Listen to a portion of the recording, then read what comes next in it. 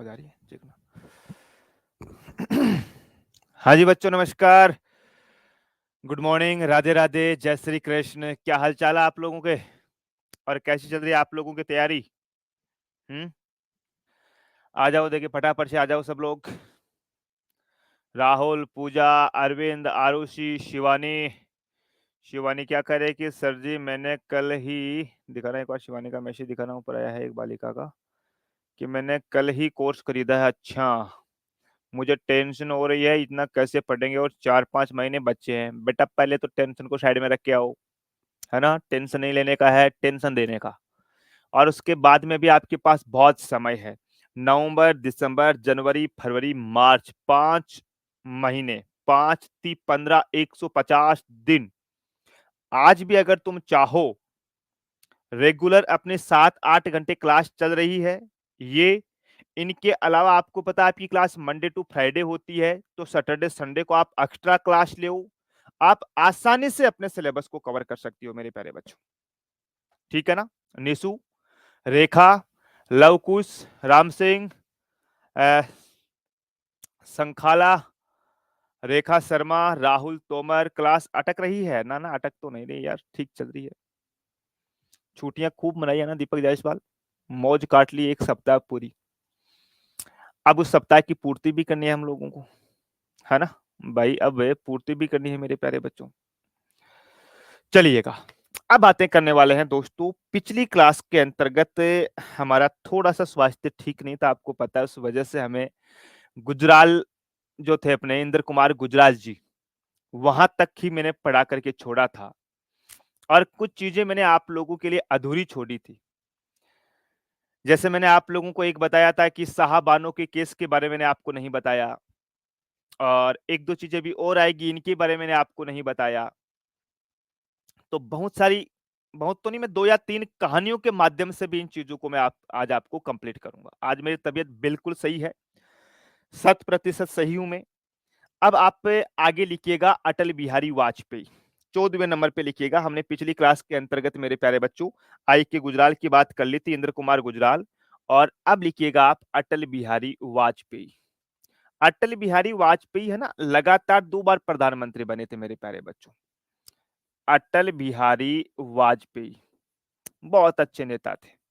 भारत के अब तक सबसे, सभी नेताओं में से जो टॉप नाम आए ना, उनमें से इस आदमी का नाम जरूर आएगा, अटल बिहारी वाजपेयी। वाजपेयी जी का मैं कार्यकाल के बारे में बातें करूं तो उनका पहला कार्यकाल 19 मार्च 1998 से 19 मार्च 1998 98 से लेकर के मेरे प्यारे बच्चों 13 अक्टूबर 1999, 13 अक्टूबर 1999 प्यारे बच्चों। और फिर 13 अक्टूबर 1999 से 13 अक्टूबर 1999 से मेरे प्यारे बच्चों 22 मई 2004, ये इनका कार्यकाल रहा था, ठीक है ना। तारीखें याद नहीं रखनी है, मैंने कई बार आप लोगों को बोला है, लेकिन मैं लिखा दूं, कहीं आप बाद में बोलोगे सर आपने लिखा या नहीं। अब अटल बिहारी वाजपेयी जी ने अपने कार्यकाल में बहुत सारे अच्छे अच्छे काम किए थे।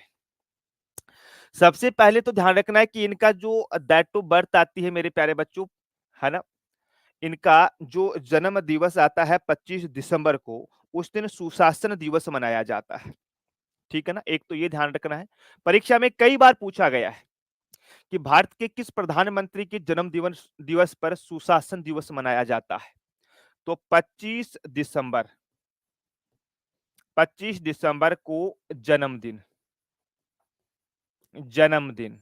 और इस दिन प्यारे बच्चों क्या मनाते हैं हम लोग? सुशासन दिवस, सुशासन दिवस। देखो एक चीज बताऊं मैं, वैसे तो अब आप बोलोगे सर बहुत सारे प्रधानमंत्री बने हैं, क्या सबका बर्थडे हमें याद रखना है क्या? तो नहीं, केवल उन्हीं प्रधानमंत्रियों का बर्थडे याद रखना है हम लोगों को जिनके बर्थडे पे कुछ यूनिक हुआ है।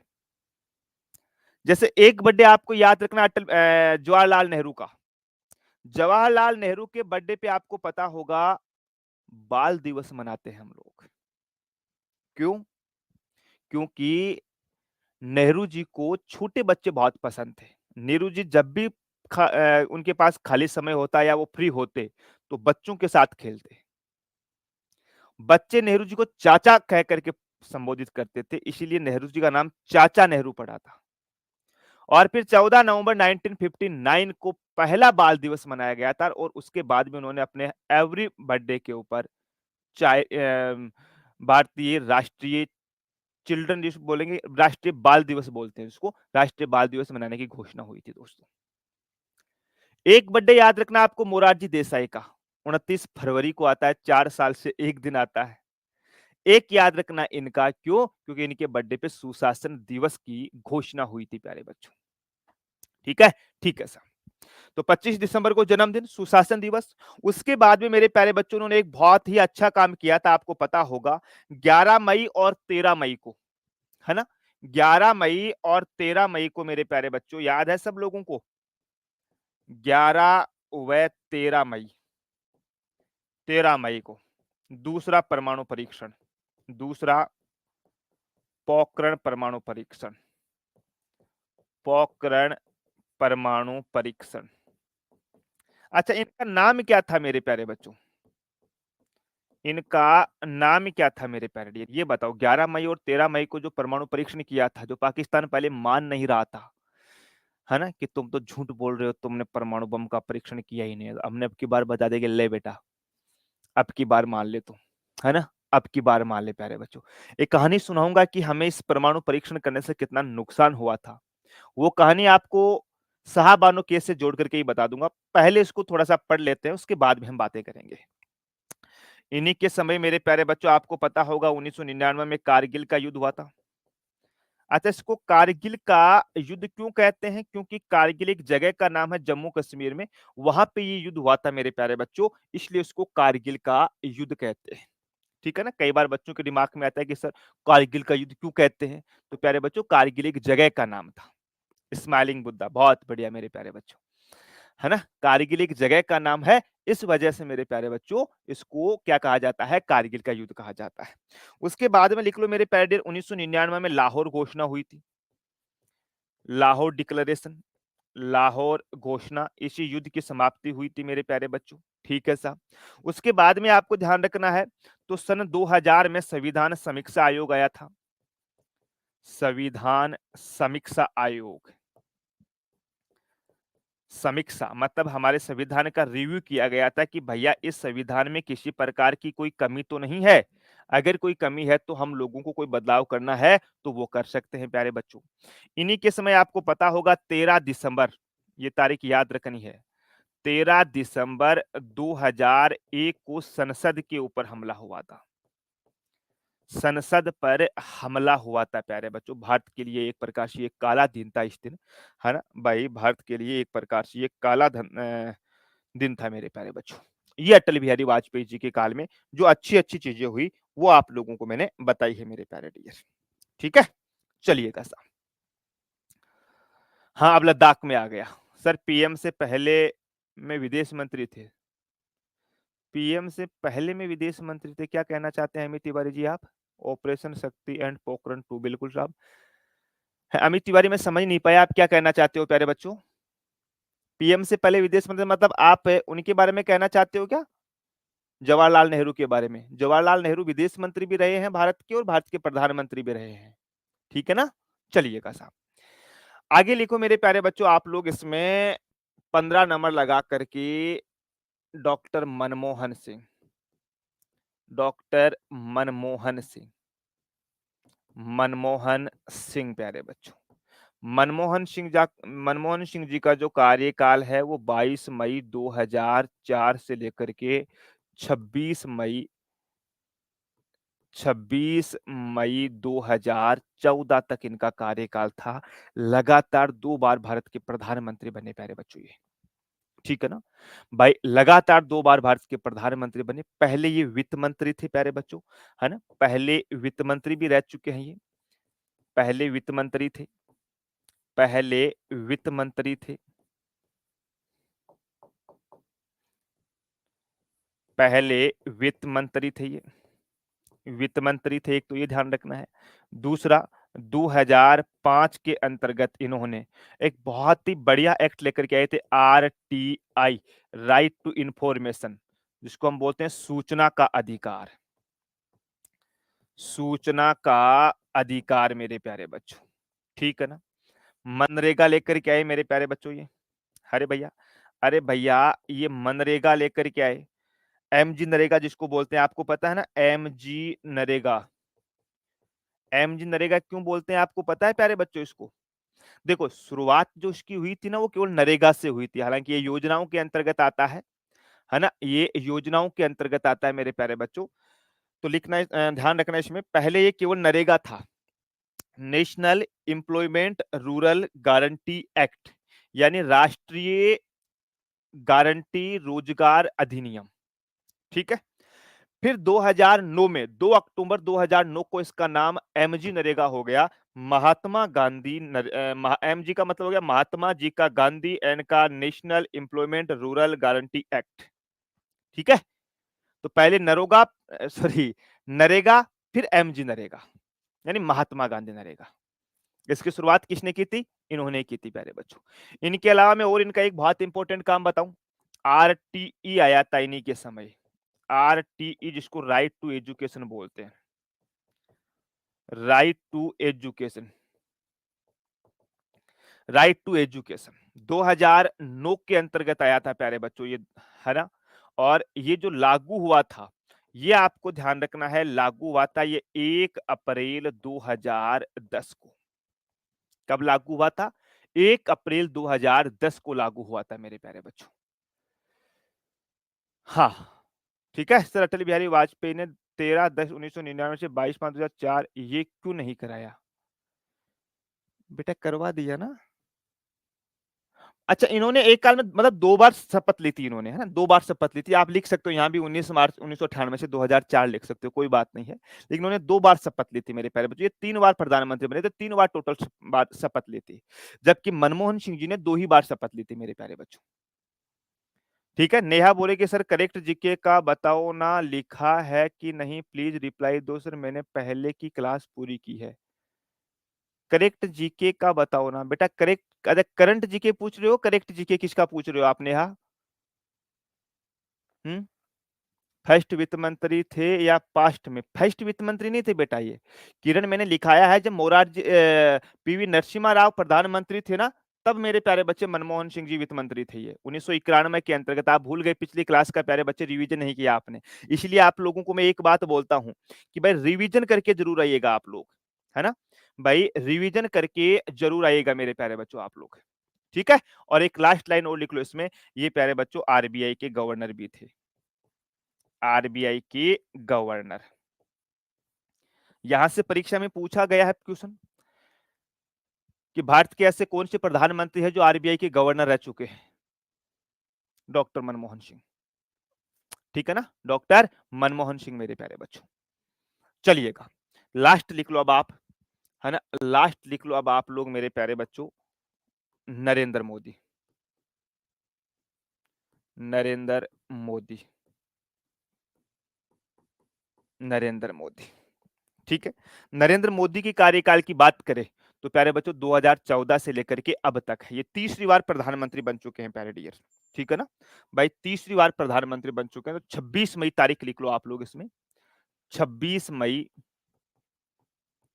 26 मई 2014 से अब तक, लो जी भैया, अब तक, ठीक है।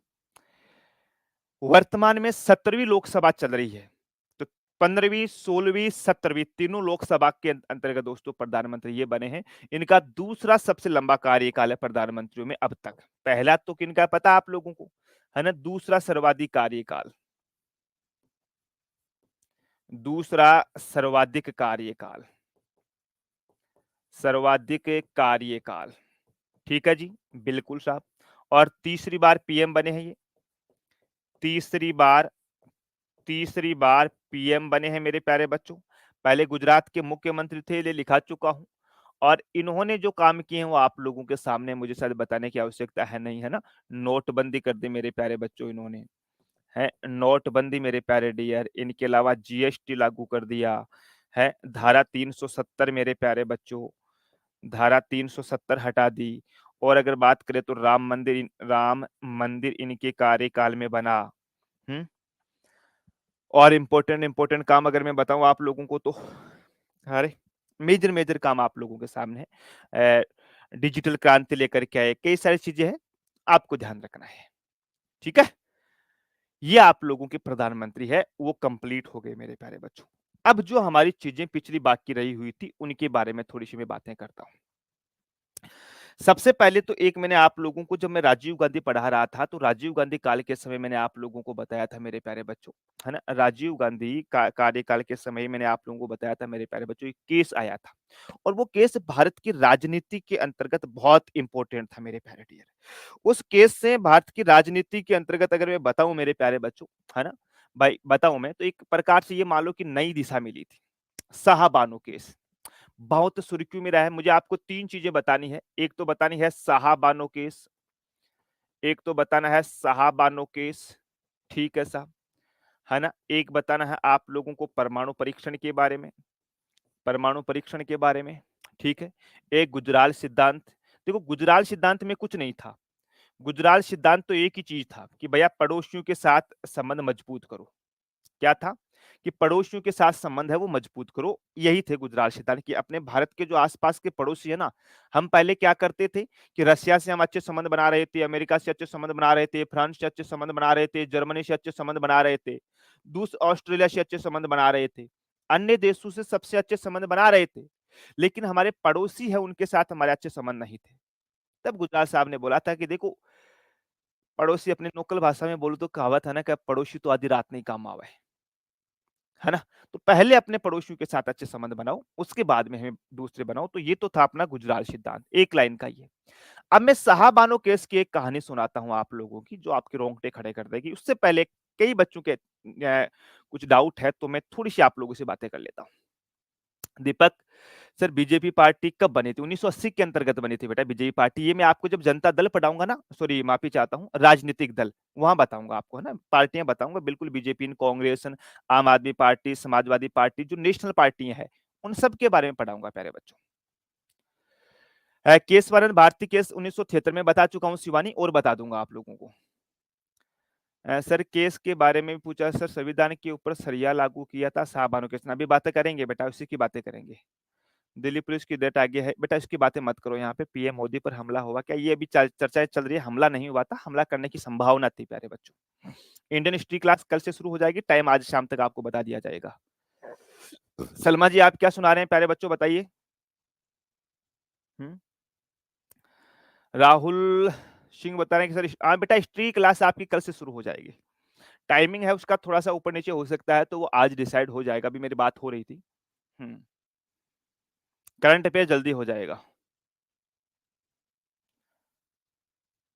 Please. Aksai China, Aksai China बेटा वो क्षेत्र जो भारत का था, फिर 1962 में चाइना ने उसके ऊपर अधिकार कर लिया, उसको अक्साई चीन कहा जाता है। नेशनल इकोनॉमी एनएनपी जीएनपी करवा दो, वो मैं बात करता हूँ सर से। इसका एक स्क्रीनशॉट लेना है। ये अमित था ना कि इकोनॉमी में कुछ टॉपिक बाकी है, इसका स्क्रीनशॉट लेकर के मेरे पास भेज दो सर। धर्म विधायक बिल पर डायरेक्ट हेड प्रेसिडेंट करता है या पहले गवर्नर के पास जाता है? बेटा जो मनी बिल होता है ना गिरधर, जो मनी बिल होता है, धन विधेयक होता है, धन विधेयक गवर्नर के पास नहीं आता, राज्यपाल के पास तो राज्य का धन विधेयक आएगा। केंद्र का जो धन विधेयक वो राष्ट्रपति की पूर्वानुमति से पेश किया जाएगा। पेश उसको वित्त मंत्री करेगा, लेकिन पहले वो राष्ट्रपति को पूछेगा, पहले राष्ट्रपति को पूछेगा मेरे प्यारे बच्चों। ठीक है, अब देखो मैं सबसे पहले साहबानो केस की बातें बताता हूं। एक बार आप कमेंट बॉक्स है ना बंद कर दीजिएगा, बहुत इंटरेस्टिंग बात है, मजा आएगा आपको सुनने में, ये मेरा वादा है। साहबानो दोनों को आपस में मैं कनेक्ट कर दूंगा, ठीक है ना, इन दोनों को आपस में मैं कनेक्ट कर दूंगा मेरे प्यारे बच्चों।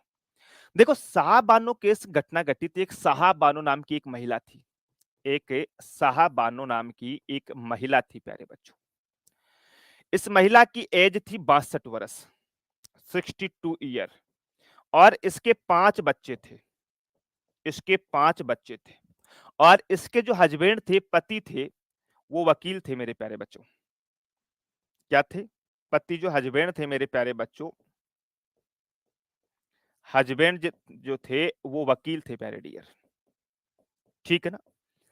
बात था लगभग 19 लिखना नहीं है ना, 75-76 के समय की है, लिखना नहीं है, समझना है, कहानी याद हो जाएगी, ये मेरी गारंटी है आप लोगों को। कोलंबो समझौता भी बता देंगे इंसाफ, वो भी बता देंगे बेटा। साहबानो केस की कहानी सुनो तुम, अब एक बार कमेंट करना बंद कर दो प्लीज, मेरा निवेदन है आप लोगों से। 1975-76 में 62 साल की एक महिला जिसके 5 बच्चे, उस महिला को उसके पति ने तलाक दे दिया, 3 तलाक। और 3 तलाक है वो सिविल मामलों के अंतर्गत आता है। आर्टिकल 44 जब मैंने पढ़ाया था उस समय बताया था आप लोगों को, और मैंने आपको बताया था कि समान नागरिक संहिता हमारे देश में लागू नहीं है, इसलिए सिविल मामलों में धर्म के आधार पर कानून बने। 62 साल की महिला, 5 बेटे, उनको वकील पति, बहुत संपन्न था, तलाक, तलाक और तलाक, 3 शब्द बोल दिया, तलाक हो गया। ऐसा मुस्लिम धर्म में होता है। अब 62 साल की महिला कोर्ट में जाती है और कोर्ट को बोलती है कि साहब मुझे मेरे पति से कुछ एक एलुमनी राशि जो होती है, कुछ एक आर्थिक सहायता मिल जाए तो मैं मेरे इन 5 बच्चों का पालन पोषण है वो कर लूं। क्या? मैं मेरे इन 5 बच्चों का पालन पोषण है वो कर लूं, अगर मुझे कुछ एलुमनी राशि मिल जाए तो। सेशन कोर्ट में गया मामला, रफा दफा, कुछ नहीं हुआ। क्यों? सिविल मामला था, धर्म का मामला था, मुस्लिम धर्म पे हमारे कोर्ट के पास पावर नहीं थी। हाई कोर्ट में गया मामला, कोई सुनवाई नहीं। फिर सुप्रीम कोर्ट में गया मामला, सुप्रीम कोर्ट में पहुंचते पहुंचते 1986 आ गया, मतलब लगभग 10 साल से यह केस चल रहा था। 10 साल बाद में सुप्रीम कोर्ट आदेश देता है कि वकील साहब को, साहबानों को 500 रुपए पर मंथ देने होंगे। उस जमाने में 500 रुपए बहुत होते थे, आज के 5 लाख मान लो तुम लोग, है ना। आज की 5 लाख मान लो कि भैया साहबानों को, वकील जो उसका पति था उसको 500 रुपए पर मंथ देने होंगे साहबानों को, ताकि वो अपने बच्चों का पालन पोषण कर सके। सुनना तुम, यहां से इंटरेस्टिंग कहानी शुरू होती है। जब सर्वोच्च न्यायालय ने यह निर्णय दिया ना, तो मुस्लिम धर्म के जो लोग थे वो सब सड़कों पे आ गए कि ये हमारा शरिया का मामला है, ये हमारा पर्सनल मुस्लिम पर्सनल लॉ का मामला है, और हमारा भारत के संविधान का अनुच्छेद, मूल अधिकारों के जो अनुच्छेद है 25, 26, 25, वो साफ साफ कहते हैं कि धर्म के मामलों में सरकार हस्तक्षेप नहीं करेगी। तो सुप्रीम कोर्ट ने किस कानून को आधार बना करके इस महिला को 500 रुपए एलुमनी राशि देने का आदेश दिया है? सड़कों पे आ गए पूरे मुस्लिम समाज के लोग जो धर्मगुरु थे। राजीव गांधी 1984 में प्रधानमंत्री बने थे उस समय। राजीव गांधी जो प्रधानमंत्री बने थे ना, ठीक, थोड़ा कड़वा शब्द है, लेकिन जिस समय वो प्रधानमंत्री बने उस समय वो काबिल नहीं थे प्रधानमंत्री बनने के। क्यों? क्योंकि वो एक थर्ड क्लास के पायलट थे, हेलीकॉप्टर उड़ाते वो थर्ड क्लास के। अब तुम बोलोगे सर आप थर्ड क्लास क्यों बता रहे हो? ये बात मैं मेरे मन से नहीं बता रहा हूं, किताबों में लिखी गई है। पायलट जो होता है ना, जो अच्छी क्वालिटी का पायलट होता है वो लंबी उड़ान भरता है। आपको पता है ना, पायलटों का जो एक्सपीरियंस है वो मिनटों से काउंट होता है कि उसने कितने मिनट या कितने घंटे फ्लाइट उड़ान की है। जैसे वो गुजरात वाला मामला हुआ था, गुजरात में जो प्लेन क्रैश हुआ था, उसका जो पायलट था वो सबरवाल, वो बहुत अनुभवी था, लगभग 8,200 घंटे का उसके पास अनुभव था, लेकिन समय ने साथ नहीं दिया, क्रैश हो गया। वैसे राजीव गांधी जो पायलट था वो छोटी उड़ान भरता, जैसे दिल्ली से जयपुर 15 मिनट 20 मिनट की उड़ान है, दिल्ली से आगरा 12 मिनट 15 मिनट की उड़ान है, ऐसे छोटी उड़ान भरता था, वो छोटा पायलट था, मतलब उसको प्रधानमंत्री बना दिया। राजनीतिक अनुभव बराबर था। जब सुप्रीम कोर्ट ने यह फैसला दिया, मुस्लिम समाज के लोग सड़कों पे आए, तब राजीव गांधी ने एक अधिनियम बना दिया, 3 तलाक मुस्लिम महिला संरक्षण अधिनियम 1986। और उस अधिनियम के अंतर्गत यह बोला गया कि भाई कोई भी मुस्लिम महिला है या मुस्लिम व्यक्ति है, वो अपनी पत्नी को 3 तलाक दे सकता है और वो किसी भी प्रकार की एलिमनी राशि नहीं देगा। अब ये जब कानून बन गया, तो सुप्रीम कोर्ट वाला फैसला था वो तो दब गया। हम सुप्रीम कोर्ट के फैसले को इनकार नहीं कर सकते, लेकिन उनके विरुद्ध कानून बना सकते हैं, क्योंकि कानून बनाने का पावर हमारे संसद के पास है। हम सर्वोच्च न्यायालय, उच्च न्यायालय की आलोचना नहीं कर सकते, लेकिन उनके दिए गए निर्णय के खिलाफ हम कानून बना सकते हैं। राजीव गांधी जी ने कानून बना दिया। अब असली कहानी शुरू होती है। जब इन्होंने कानून बनाया, तो हिंदू समाज के जो लोग थे वो सब सड़कों पे आ गए। बोला कि जब हमारा देश धर्मनिरपेक्ष है, पंथ निरपेक्ष है, हम किसी ना एक धर्म को बढ़ावा देते हैं, ना किसी एक धर्म को हम नीचे गिराते हैं, फिर आपने धर्म के आधार पे ये कानून कैसे बना दिया? क्योंकि राजीव गांधी नए थे, राजनीतिक अनुभव था नहीं उनको, उन्होंने ये कानून मुस्लिम समाज के लोगों ने, धर्मगुरु ने मिलकर के बनवा लिया।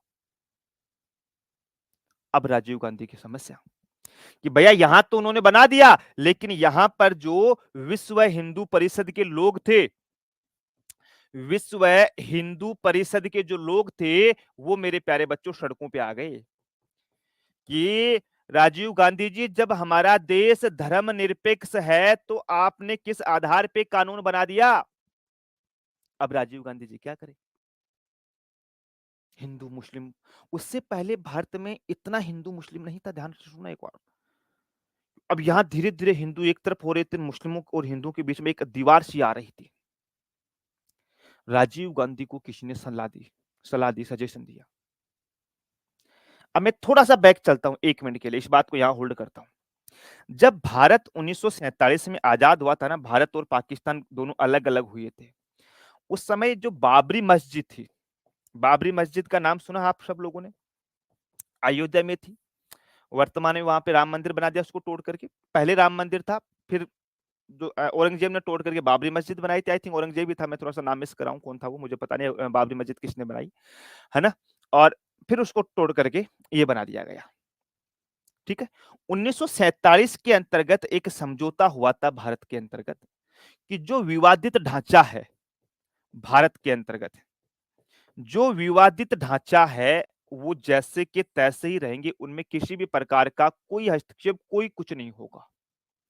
मतलब जो बाबरी मस्जिद वो विवादित ढांचा था, उसमें ना तो नमाज पढ़ी जाने वाली थी, ना किसी प्रकार की कोई पूजा होती थी। वो एक प्रकार से एक विवादित ढांचा था, पड़ा था, इसकी कोई चर्चा नहीं हो रही थी 1947 से लेकर के 1988 तक।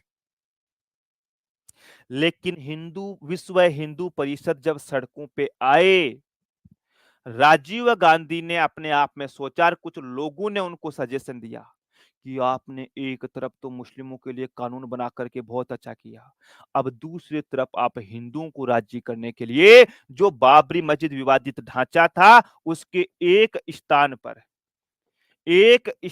पर राम लल्ला की पूजा करने का अधिकार दे दो। सुनना तुम लोग, 1988 तक जो विवादित ढांचा था, उसमें किसी भी प्रकार की ना कोई पूजा होती, ना कोई अंदर जाता, ना कोई बाहर आता, ना कोई नमाज पढ़ी जाती, कुछ भी नहीं होता। लेकिन राजीव गांधी ने विश्व हिंदू परिषद के लोगों को राजी करने के लिए वहां के लोगों को, मतलब विश्व हिंदू परिषद के लोगों को पूजा करने का अधिकार दे दिया। और जैसे ही मेरे प्यारे बच्चों ये पूजा करने का अधिकार मिला, तो भारत के अंतर्गत जो हिंदू मुस्लिम की खाई थी, वो बढ़ गई। ठीक है, हिंदू मुस्लिम। और 1989 के अंतर्गत प्यारे बच्चों, जम्मू एंड कश्मीर के अंतर्गत बम विस्फोट हुए, बम विस्फोट हुआ और पहली बार बोला कि साहब आतंकवाद हो रहा है भारत के अंतर्गत। ध्यान से सुनना, 1989 से पहले भारत में आतंकवाद जैसा शब्द नहीं था। 1989 से पहले भारत में इतना हिंदू मुस्लिम नहीं होता था। लेकिन 1989 में जैसे ही इनको विश्व हिंदू परिषद के लोगों को पूजा करने के लिए मिला, तो मुस्लिम नाराज हो गए, दोनों में विवाद बढ़ा और फिर 6 दिसंबर 1992 को जो विवादित ढांचा था जहां बाबरी मस्जिद थी, उसको पूरी को ढा दिया था, पूरी को तहस नहस कर दिया था। और फिर भाई साहब भारत में हिंदू मुस्लिम की एक खाई सी पैदा हो गई। पाकिस्तान जम्मू कश्मीर के अंतर्गत विस्फोट करता रहा। हम बार-बार यूएनओ के अंतर्गत मुद्दा उठाते, अमेरिका में मुद्दा उठाते, दुनिया में मुद्दा उठाते कि पाकिस्तान हमारे ऊपर अटैक कर रहा है, पाकिस्तान हमारे ऊपर आतंकवाद फैला रहा है। सुनना ही है, साहब बानो की कहानियाँ खत्म हो गई है, अब दूसरी कहानी पे आता हूँ, इसी से कनेक्ट करके। कि जब भारत में बम विस्फोट हो रहे थे, है ना, तो हम बोल रहे थे कि साहब हमारे ऊपर आतंकवादी हमला हो रहा है। हम किसमें बोलते? हम यूएनओ के अंतर्गत बोलते, यूनाइटेड नेशन ऑर्गेनाइजेशन के अंतर्गत। अमेरिका हमारी बेइज्जती करता।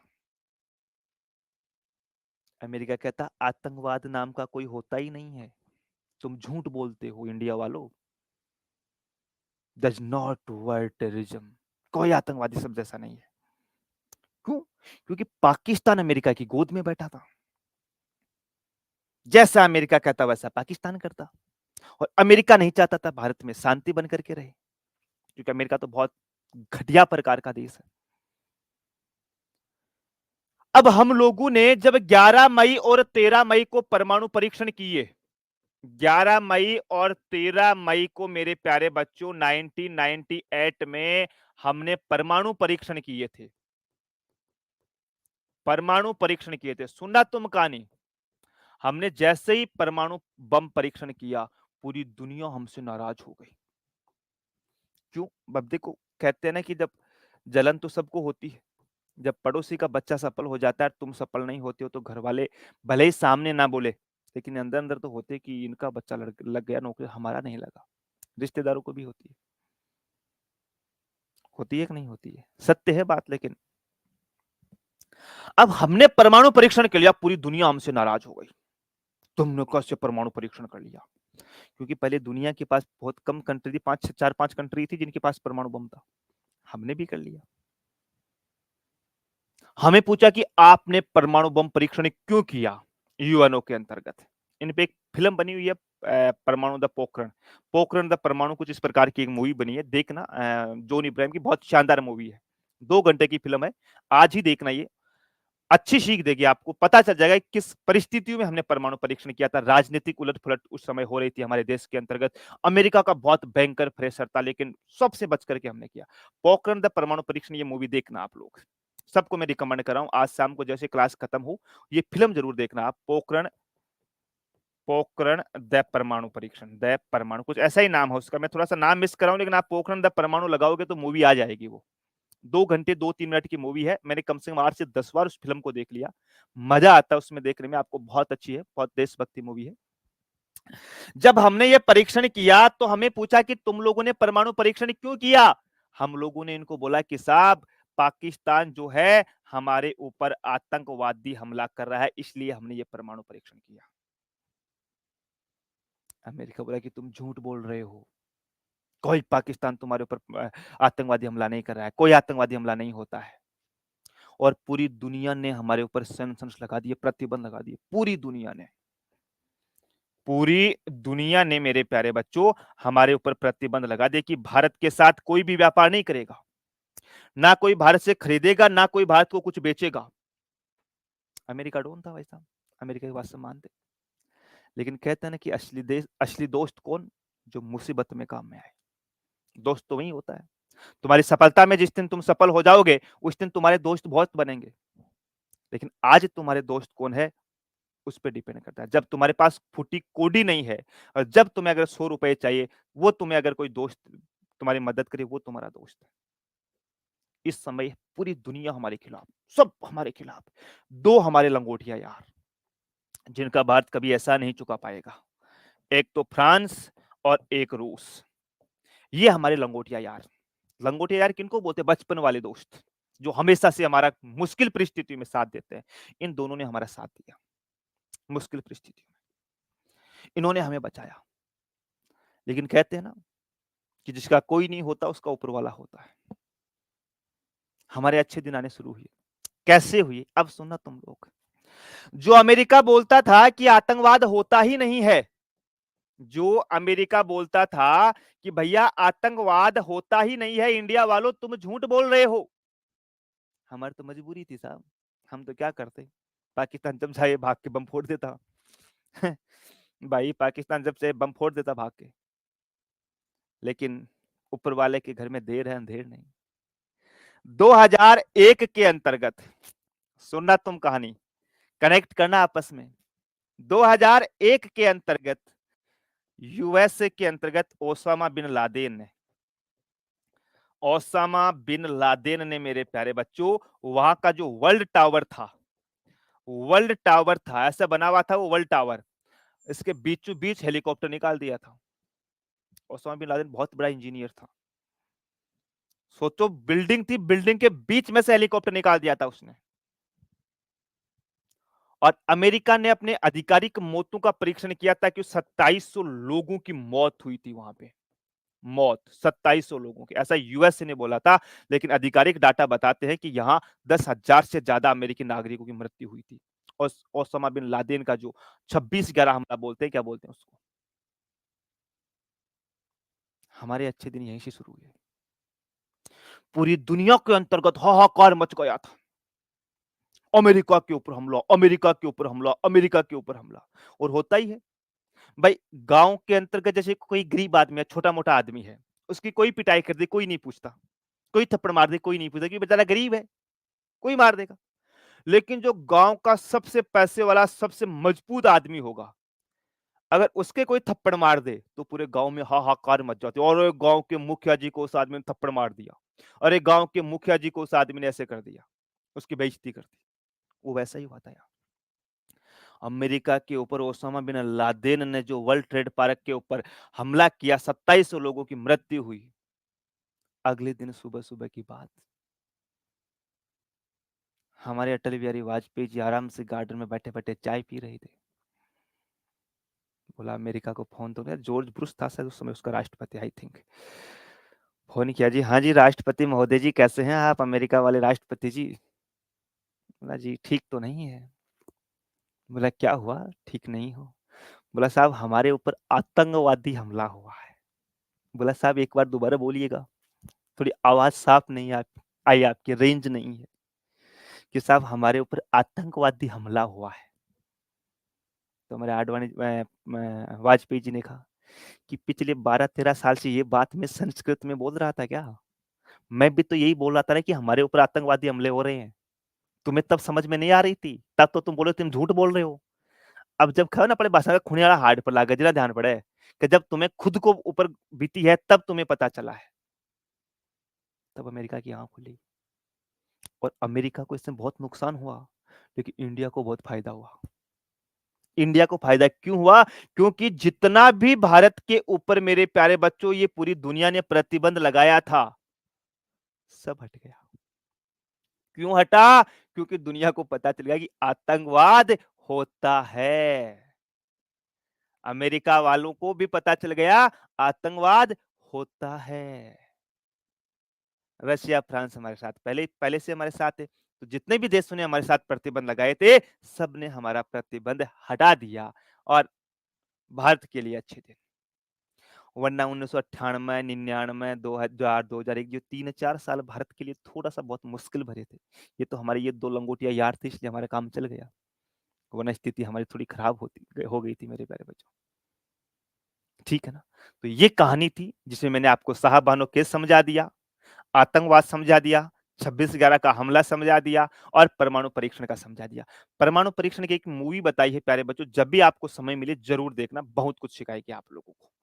अब एक कोलंबो समझौता, कोलंबो समझौता एक लाइन में बता दूं बेटा, कुछ भी नहीं था। अमेरिका सॉरी दक्षिण अफ्रीका का एक लिट्टे नाम का एक संगठन था, LITTE, लिट्टे नाम का एक संगठन था। भारत के जो तमिलनाडु वाले लोग थे ना, अब तमिलनाडु के कुछ तमिल जो लोग हैं वो श्रीलंका में भी रहते हैं। अब श्रीलंका में आपस में विद्रोह हो गया था, आपस में लोग लड़ लिए थे।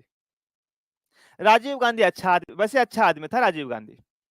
उन्होंने जाकर के उनको समझा दिया कि यार तुम लड़ो मत, आपस में भाईचारा बना करके रहो। कोलंबो में जाकर हुआ तो कोलंबो समझौता हुआ। अब वहीं के जो लोग थे वो समझौता चाहते नहीं थे, बोला कि राजीव गांधी ने ऐसा कैसा करवा दिया। और फिर वो जो लिट्टे संगठन था, उन्होंने राजीव गांधी की हत्या की। तो राजीव गांधी की हत्या अगर राजीव गांधी कोलंबो समझौता नहीं करवाते तो शायद नहीं होती। तो वो तो वहां के श्रीलंका वाले जो तमिल लोग थे वो राजीव गांधी से चिढ़ते थे। 1991 में राजीव गांधी की हत्या इसीलिए की थी क्योंकि उनको ऐसा लगता था कि अगर राजीव गांधी प्रधानमंत्री बन गए तो हमारा जो मामला है वो सही नहीं रहेगा, श्रीलंका के अंतर्गत हमारी लिट्टे वालों की नहीं चलेगी। इसलिए राजीव गांधी की हत्या कराई थी उन्होंने। एक बुजुर्ग महिला थी, उस महिला की माला पहनाने के लिए वो ऑलरेडी वो एटम बम लगा रखा था उसने, मतलब जो भी बम लगा रखा था। जैसे ही राजीव गांधी को उसको माला पहनाई, उसने बटन दबाया, राजीव गांधी वो सब एक साथ खत्म। ठीक है, ये कोलंबो समझौता था। अब मैं थोड़ी सी बातें करता हूं आप लोगों से, कैसे लगी कहानी। इन कहानियों के माध्यम से एक पूरा कॉन्सेप्ट क्लियर हुआ कि नहीं हुआ। अब देखो, मैं मोहन एक बात कहता हूं ना कि हम कॉन्सेप्ट और शब्दों को, टॉपिक को आपस में एक दूसरे से कनेक्ट करते हुए चलते हैं ना, तभी मामला बैठता है, मजा तभी आता है मेरे प्यारे बच्चों। ठीक है ना। साहबानों को एलिमनी नहीं मिली बेटा, पूनम नहीं मिली साहबाना को एलिमनी, है ना, नहीं मिली। फिर आत्मघाती हमला था, हाँ अमित तिवारी आत्मघाती हमला था। राजस्थान विधानसभा द्वारा पारित धर्म परिवर्तन विधेयक विचाराधीन है। हाँ, राजस्थान वाला तो उसमें देखो वही है कि अगर आप किसी का जबरदस्ती नहीं करवा सकते हो, अपनी इच्छा से कोई व्यक्ति धर्म परिवर्तन करे वो कर सकता है, लेकिन जबरदस्ती नहीं करवा सकते आप। ठीक है। राजस्थान कल्चर में नाटरी वाला टॉपिक वो करवा देंगे बेटा, गुरप्रीत, टेंशन मतलब अभी सिलेबस कंप्लीट थोड़ा हो गया तो आप राजस्थान कल्चर वगैरह ऐसी बातें कर रहे हो, है ना। अनूप इंडियन हिस्ट्री कौन पढ़ाएंगे, केसपाल सर पढ़ाएंगे।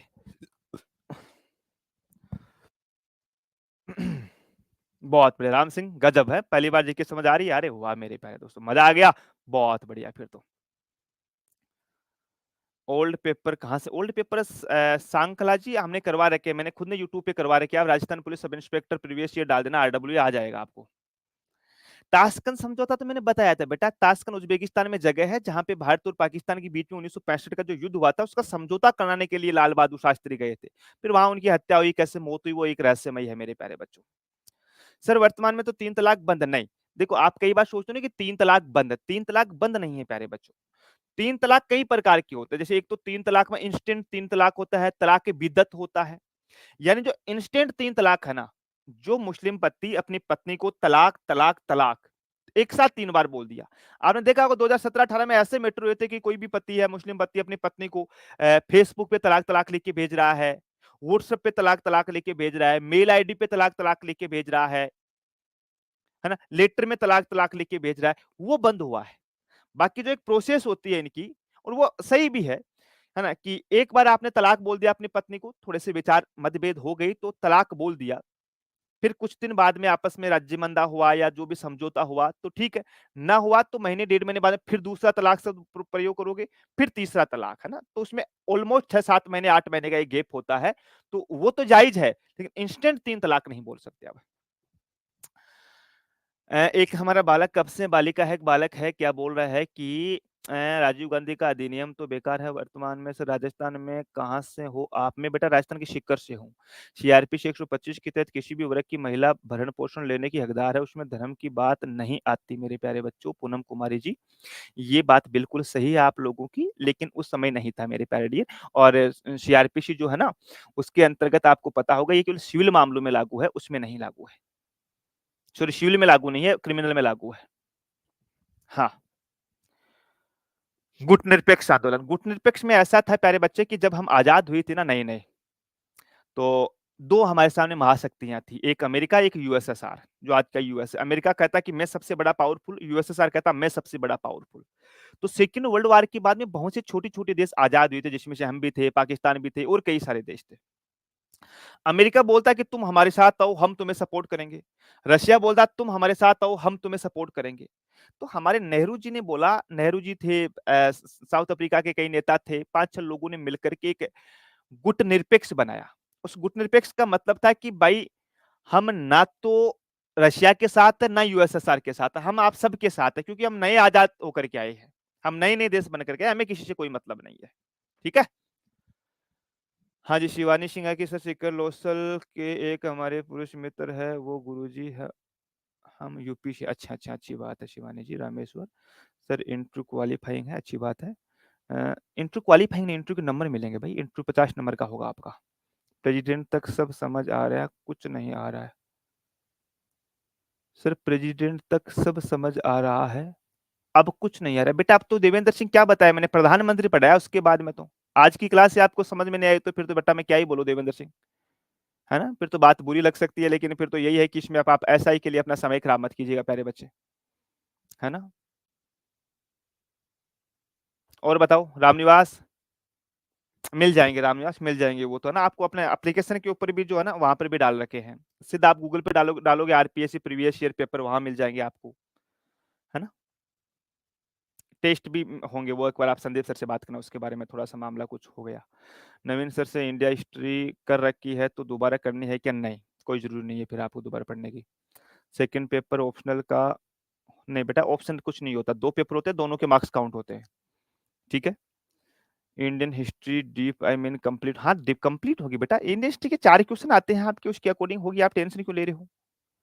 कल से नया टॉपिक होगा और कल अपना टॉपिक जो होगा वो पार्लियामेंट होगा प्यारे बच्चों, है ना? कल अपना टॉपिक जो है वो पार्लियामेंट होगा मेरे प्यारे बच्चों, ठीक है ना? कल अपना टॉपिक पार्लियामेंट होगा मेरे प्यारे डियर। लिख लो चाहे आप संसद, इस वीक में हम संसद कंप्लीट कर लेंगे। पार्लियामेंट, पार्लियामेंट, संसद, ठीक है ना? संसद मेरे प्यारे बच्चों। लो जी भैया, संसद। सीटेट हो जाएगा, नहीं सीटेट नहीं होगा, सीटेट का अलग मामला होता है बेटा। सीटेट जो होता है ना उसमें एनसीईआरटी होती है पूर्णतः, नहीं होगा अंजू, इन क्लासों से सीटेट नहीं होगा। कोई एक आधा क्वेश्चन आ जाए तो अलग बात है, वरना नहीं होगा। नहीं बेटा देवेंद्र, मैंने दिल नहीं तोड़ा, मैंने वास्तविकता बताई है जो है। मैं कभी आपको झूठा सांत्वना नहीं दे सकता कि आप ऐसा कर लोगे तो आप ऐसा ही बन जाओगे, आपको मैं ऐसा ही बना दूंगा, नहीं भाई। मैं केवल मार्ग बता सकता हूं, मैं केवल समझा सकता हूं। आप लोगों को पढ़ना आपको पड़ेगा, मेहनत आपको करनी पड़ेगी, लक्ष्य आपका है। जो आपको लगेगी पहली सैलरी आपके अकाउंट में आएगी भैया, वर्दी आपको पहननी है, सितारे आपको लगनी है, मेहनत आप ही को करनी पड़ेगी बच्चा। दुनिया की कोई ऐसा व्यक्ति नहीं है जो आपको ऐसा बोल रहा है कि मैं आपको ऐसा ही बना दूंगा, मैं ऐसा करा दूंगा, तो बेटा वो झूठ बोल रहा है। हम कोई नहीं, हम आपका एक मार्गदर्शक बन सकते हैं, हम आपके एक साथी बन सकते हैं, हम आपके साथ चल सकते हैं, लेकिन मेहनत आप ही को करनी पड़ेगी भाई, मेहनत आप ही को करनी पड़ेगी मेरे प्यारे डियर। आरडब्ल्यूए पहली बार ले रहा हूँ और आप सब सर बच्चों पर बहुत मेहनत करते हो, शुक्रिया। शाबाश अमित। यूपी और राजस्थान की पार्लियामेंट ने बेटा, पार्लियामेंट एक ही होती है सालेम, विधानसभा अलग अलग होती है ना? वो आगे पढ़ाएंगे हम लोग, अभी अपनी इंडियन पॉलिटी चल रही है। इंडियन पॉलिटी में अपना पार्लियामेंट टॉपिक बचा है, सुप्रीम कोर्ट बचा है, और उसके बाद में एक राजनीतिक दल, ठीक है ना? Operation blue star Ayush Sharma बता दिया था मैंने, है ना, कि जो अमृतसर का स्वर्ण मंदिर है उसके ऊपर कुछ खालिस्तानी थे, उनको स्वर्ण मंदिर में घुस करके मारा गया था। तो फिर सिखों के द्वारा माना गया कि हमारे धर्म का अपमान किया गया है। फिर एक सिख बॉडीगार्ड था इंदिरा गांधी का, उसी वजह से इंदिरा गांधी की हत्या हुई थी। लुसेंट बुक नहीं पढ़नी है कोमल कुमावत, एसआई के लिए लुसेंट बुक नहीं पढ़नी है आपको। दिवाली की छुट्टी के बाद रिवीजन करने का मन नहीं करा, मन करो, मन जो बोले वैसा मत करो, है ना? दिमाग बोले वैसा करो, मन की बात मत सुनो, दिमाग की बात सुनो। हाँ बिल्कुल बेटा, बिल्कुल शिवानी सिंह। तो चलो, चले अब, कल मिलते हैं मेरे प्यारे बच्चों आप लोगों से पूरे जोश के साथ, पूरे जुनून के साथ, पार्लियामेंट के साथ मेरे प्यारे बच्चों। तब तक के लिए स्वास्थ्य का ध्यान रखना, बड़ों का सम्मान करना, छोटों से प्रेम करना। जय हिंद, जय भारत।